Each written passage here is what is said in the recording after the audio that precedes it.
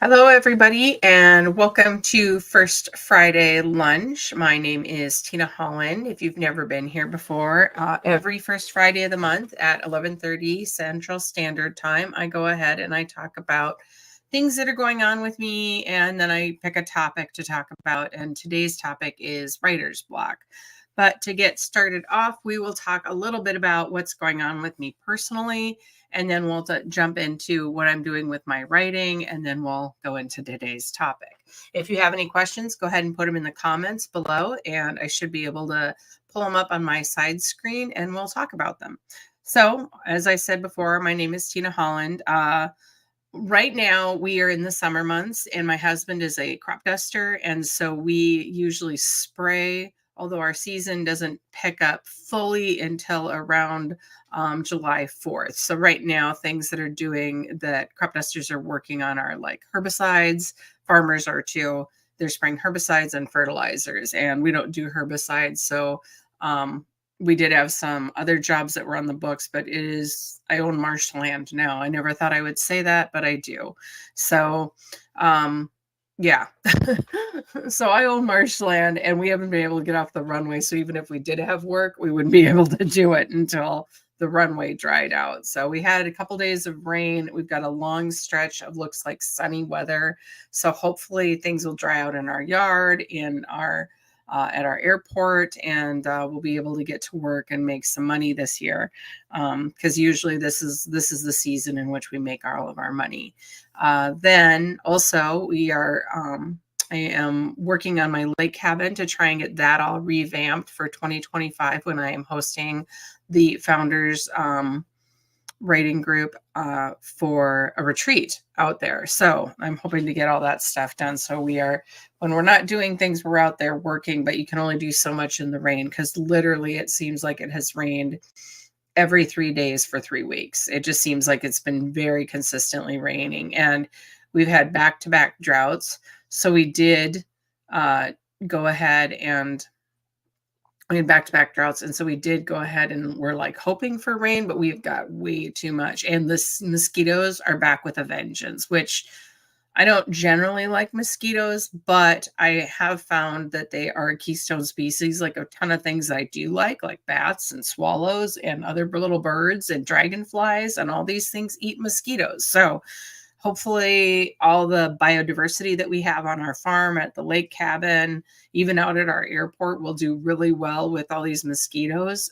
So that's good, I guess, right? So that's what's going on with me personally. We're heading into the next quarter, which begins July 1st. So I'll be going ahead and doing up some personal goals as well. I'm still trying to lose weight and trying to get my blood sugar numbers down and all that stuff. So, well, but trucking right along, and things seem to be progressing nicely there. Writing wise, I am still working on book 2 of my Regency series. I also am going to be writing a short story for the next FM Falls anthology, which is done by the Moorhead Friends Writing Group, and I'll put these links below as I'm able to, because YouTube won't let me put them up like right away, because it has to wait until it, I don't know, checks the video, I guess, because we're live. So I'll go ahead and put any of these, anything that I mentioned, I'll go ahead and put in there at hopefully by the end of the day, but maybe tomorrow or before next week anyway. So Moorhead Friends Writing Group is doing an anthology for FM Falls. Well, they already have Welcome to FM Falls, which is the first anthology. And so they're doing a second one. And I do have a short story in that one called The Nude Eye Alibi. It's a romance, of course, right? And I'm going to go ahead and write probably more. The theme of this next one is called, I think it's Tales of Lost Souls. And it revolves around a mythos of like Chris Stenson, who's had the idea for this one. There's a mythos around, like, I think like a cave or something in FM Falls. And so that's sort of where the mythos began. But then to broaden it out, it sounds like it'll include more than just what his base story is. And I think for this one, I might write under my pseudonym K Max.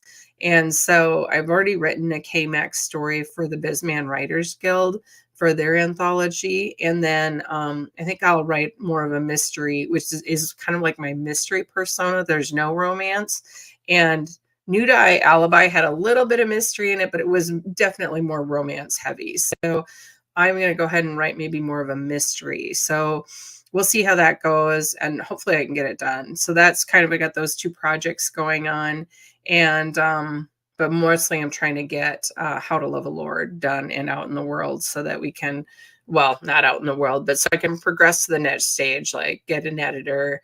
I think I'll be using the same editor that I used for How to Marry a Major, and then getting a cover artist. And I will be using Melody Simmons for my cover art as well. So that's everything personal writing wise. Like I said, if you have any questions about any of the topic that we're going to discuss today, go ahead and ask in the comment section. And or I think is it comments? I think it's called comments for you guys as well. So what I'm going to do is I'm going to open up, I'm going to share my screen. Let me see how present. I always have issues doing this. It seems like, no. Okay, hold on, try it again. Share screen, and I want to share this one. And then I gotta go. Give me a second. Give me a second. Let's go.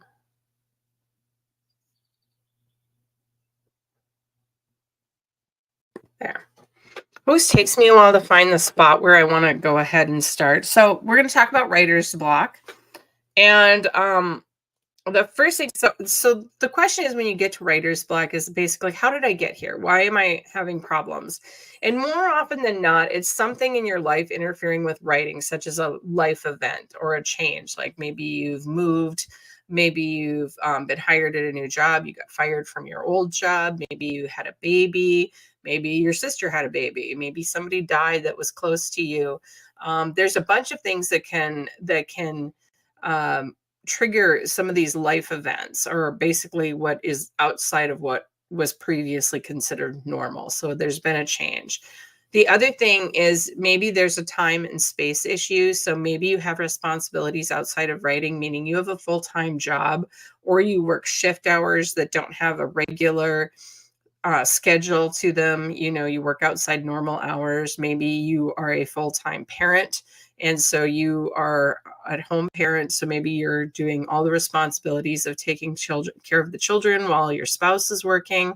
So that it might be one of these things, or it might be that you're working so hard, if you have a job, that you really just don't have the time, energy, or really the space.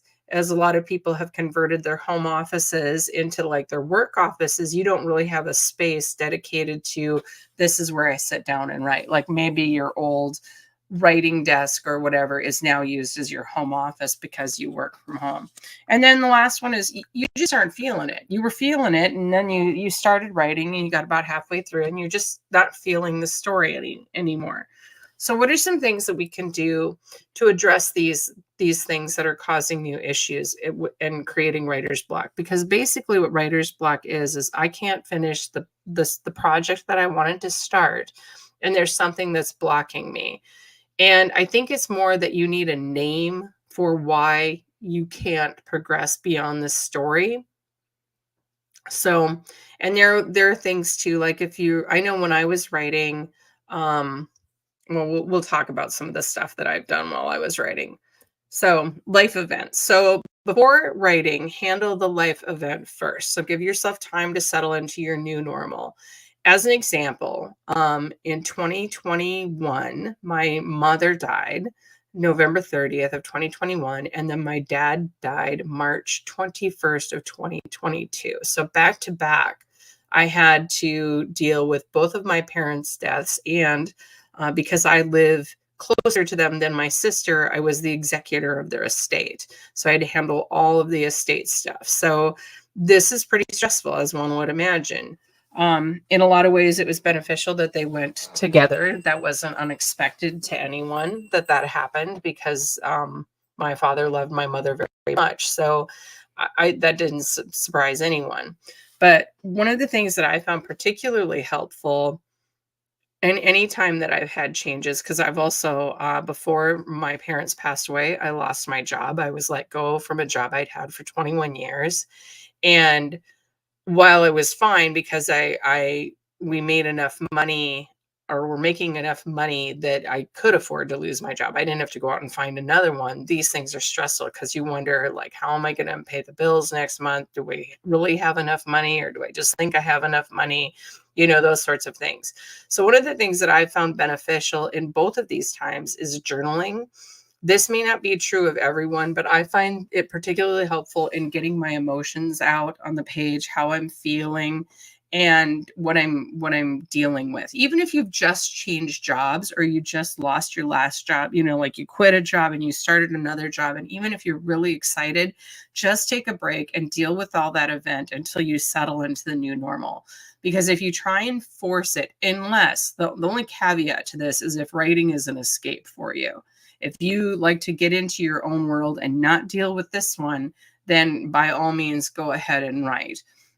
These are just things that have helped me. So if you have something else that works better for you, or you've gotten different advice that works better for you, go ahead and do that. You don't have to do what I did. This is just some things that have helped me. So, like I said, I found journaling very helpful in dealing with my feelings and all the stresses that go with change. So, and I journaled a lot right after I lost my job, and I journaled a lot between my parents' death until their estate got settled. I still journal every day. I do what are called morning pages that originated with Julia Cameron, and I still do those every day. I don't always do them in the morning, but I do them before I start creatively writing, just to kind of get junk out of my head. The other thing is, you're not alone. Whenever you're dealing with a new job, a baby, a death in the family, it'll take its toll on you. So whether you call a friend, you join a support group, you call a helpline, or you seek professional help, take care of you first, because the story will always be there. If you don't learn to deal with these life events in a productive manner, even if you have to step away from a manuscript for months, hopefully it's not that long, but maybe if you do, you can figure out how to um, deal with the stresses or the life event change in a way that's productive. So if you've got the stress of trying to finish a manuscript plus dealing with this other plus, it's just going to take its toll on you. You're not going to feel healthy. You're not going to get enough sleep. Things are just not going to go well. So it's better to try and deal with the crisis first, or the life event first, and then go ahead and work on story. Worry about story second. And that can be very hard if you're traditionally published and you're working under a deadline. But if you are clear with your agent, your editor, your publishing house especially about things like a death, or if you've moved and it's just going to take you a little bit to set in, just be very upfront with them about what's going on, and it'll probably go a little bit smoother. So, not always, but the next thing is time and space. So if you don't have enough time in a day because you work really long hours, you're just exhausted, you don't want to write, you just want to sit on the sofa and binge TV, that's fine. But set smaller goals for yourself. So like something like 200 words, or just a paragraph or a sentence, or 10 minutes. So write when you can. That's another thing. The other thing is create sacred space, including time. I write every day. And even before I didn't have a job, I tried to write 200 words a day, and I would try and write it about the same time every day. The other thing is, when I was working for my corporate job, I had taken an opportunity to take one day off a week, and I took Fridays off, and I used to go to a little cafe, and I would write for about 4 to 6 hours, depending. I'd get my probably 2 or 3 cups of coffee, or whatever the size was, right? The largest size, and it would probably you guys with probably like a whole carafe by the time I got done. But I would kind of try and sit in the same spot. I'd work on the same document, and I had this like ritual. So I was creating sacred space around this writing time. And I didn't worry as much about writing during the week, because I'm like, I have Friday to write. even now, once a week, I meet with Writers and Garden. We have what we call our creative commute, and it meets every Monday from 6 to about 6:45, 6:50, and it's 45 minutes of dedicated writing time. And what we do is we set a timer, we write for 15 minutes, have a 1-minute break, and write for another 15 minutes. And that's what we do. And that's dedicated writing time for some of the people on that call because they work odd hours, they work day jobs. And granted, we're all over the country. So some people are on the East Coast, some people are on the West Coast, and some are in between. And so what we're doing is we're taking this 1 hour or 45 minutes and writing. And that came from my friend Catherine Noon, who used to live in Chicago. Now she lives in outside of Seattle, but she used to commute every day on a train, and she did all of her writing on the train. So there is right there, she already had like time and space built in. She had a, I don't know if she sat in the same spot on the train, but I would guess it was probably pretty close. And she would write. I think she wrote using an AlphaSmart, probably a laptop at some point, and just generally a notebook, and then she'd maybe transcribe it later. But these are things that you need to think about. So create rituals. So if you only have Saturday and 1 hour right before the kids get up, or 1 hour at night, like you write Friday and Saturday night because you can stay up later and don't have to go to work the next day, then go ahead and create a ritual around that. Get a special drink, play your favorite music, and basically try and keep doing it at the same time and place. You don't have to write every day, but you do have to try and figure out a way to kind of trick your brain. And the creating ritual around space and time is extremely beneficial for people who need the muse, so to say, so to speak. They don't like steadily write. They just kind of wait for the muse to approach them. And so if you're that kind of person where you're waiting for the muse to tell you what to write, which it's valid, if you're waiting on that, what conditions create that for you? Like the last time you felt inspired to write, what were you doing? Were you working on a craft right before you got this great idea? Were you watching a TV show? Were you listening to music? What kind of music were you listening to? Were you listening to music with lyrics or just like music without lyrics? And so the sounds and the melodies, were you looking visually at something like a Pinterest board or artwork in a gallery? And so what I'm saying about creating ritual is how can you take that thing that inspired you, that made your muse go off, and say, how can you create that almost artificially to trick your brain into saying, okay, I'm looking at this wonderful gallery painting and it inspires me to do this, so, and what kind of painting was it? Was it abstract? Was it kind of the idea, like, was it a dragon or something like that? And you were looking at it thinking, oh yes, I have this idea of a dragon story. So how can you create that and make it so that you are tricking your brain and helping those ideas and thoughts and words flow onto the page? So these are things to try. So, and if you don't have a dedicated space at home, some places to go are coffee shops, although you probably have to order coffee, but maybe not. If you go to like a bookstore would be another spot, a library. Maybe you have a patio that you sit on. That might not be conducive to using your laptop, but maybe you try writing longhand and see if that works better for you. Or another place, if you don't have a dedicated office at home. When my children were younger, this room, which is actually kind of my office and creative space, this room used to be one of my daughter's bedrooms. And they're much older now. I mean, and I have grandchildren as well. So, but this used to be one of their bedrooms. And so when they were little, the dedicated time and space in which I wrote was actually at the dining room table while they were doing their homework.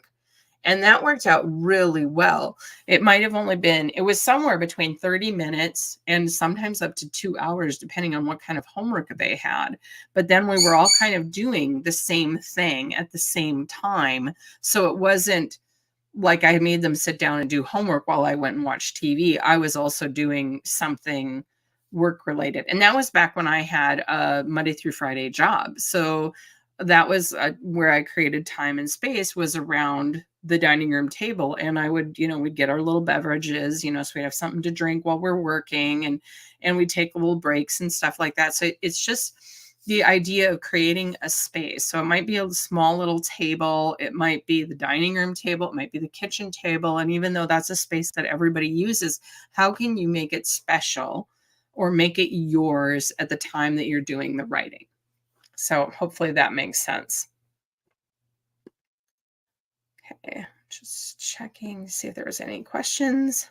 All right. And then if you just aren't feeling it, so this is kind of the last item that I wanted to talk about. So this is kind of where you get into the first 5 pages or the first 15, or for me, it was always about the first 20 to 25 pages. And I just kind of, threw up the book. And then I would get stuck. And part of it is because I'm a pantser, I do not outline.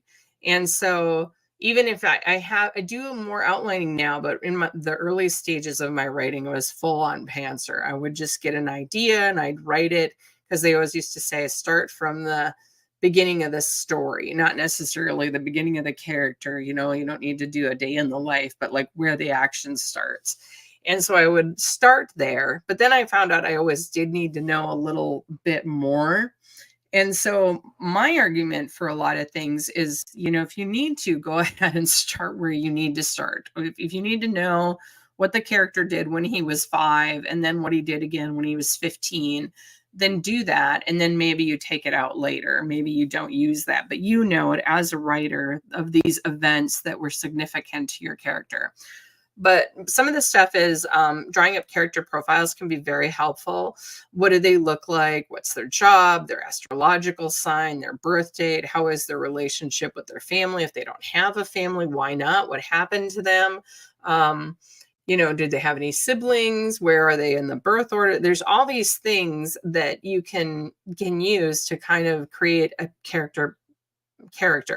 You might know it in your head, but if you haven't written it down or don't have it in a document, sometimes you forget eye color. I know I do. Once you get so many books in, you start forgetting what color eyes does that person have? What color, like I have in How to Love a Lord, Arabella is Amelia's twin, and Amelia was never a main character. She's like a side character in the first novel. She's the friend of Charlotte, and Arabella is her twin, and Arabella is the heroine in the second book.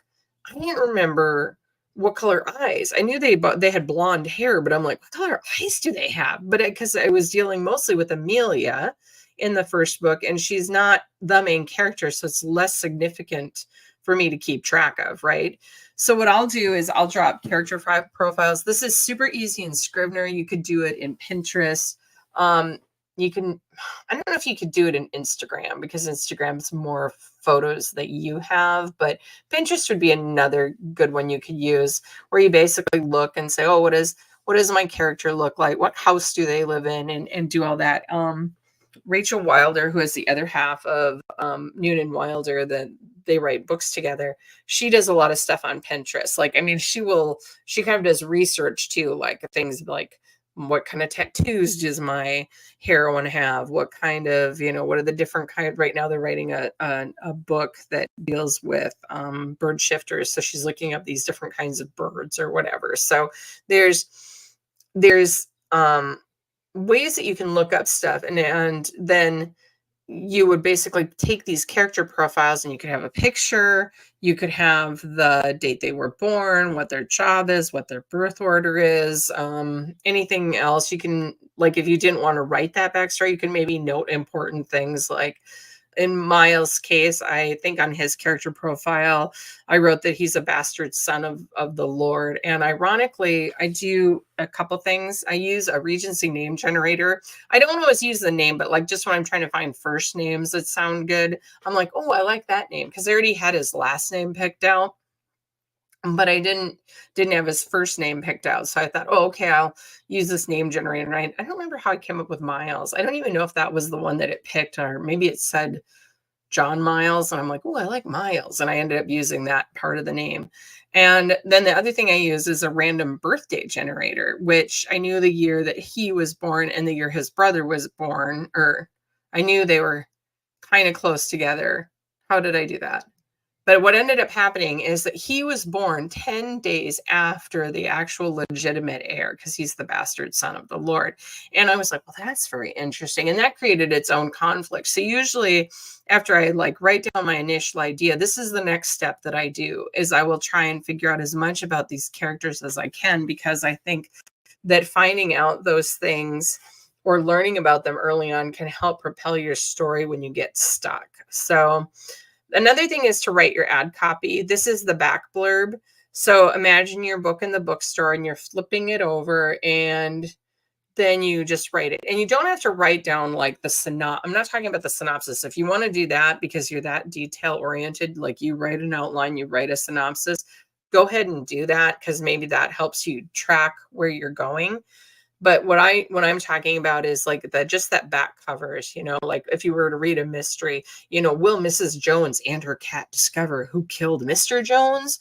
Boy, that'd be a horrible story. But anyway, that would be something you would look at. Like you just kind of want that hook thing at the end. And then if you write that out, you kind of gives you a little spark again of like, why did you want to write this story? So I always find the back blurb to be very helpful. Plus, you can use that again later when you go ahead and query, or if you need the actual back blurb, you've got it done. Another thing would be is if you're not an outlining person, you could plot visually. There's a bunch of stuff online on how to do this. There's people who use spreadsheets, like there's a time thing and then the events that happen. I started doing that because in this series, the how-to series, I have like 7 books, and a lot of the time is overlapping, and I have ideas for 3 stories that'll probably be like novellas, but maybe not. And so I wanted to go ahead and keep track of what happened when, because like Charlotte's a widow, but Amelia got married. And then in the second book with Arabella's book, there's some events that happen around Amelia's wedding that need to be addressed. And I was like, well, I basically was losing track of my timeline. So I was like, okay, I have to have a timeline. So you could do the timeline, you could do plotting visually with Post-its, and there's a bunch of stuff online. You could Google like literally plotting with Post-its, and it'll come up with how to use them visually. Note cards are also, if you like the 3-act structure, then that can be helpful too in like using the different note cards. A lot of times too, what I've seen is people will get ideas, they'll put them on note cards, and then they kind of sort them out later. Like, oh, this needs to happen before this, and this needs to happen before this, and this needs to happen before this, and this needs to happen after that event because this triggers this and this and this. And it gives you a way to visually look at stuff to kind of see the plot without having like a sheet of paper. So, but it all depends on what's going to work best for you.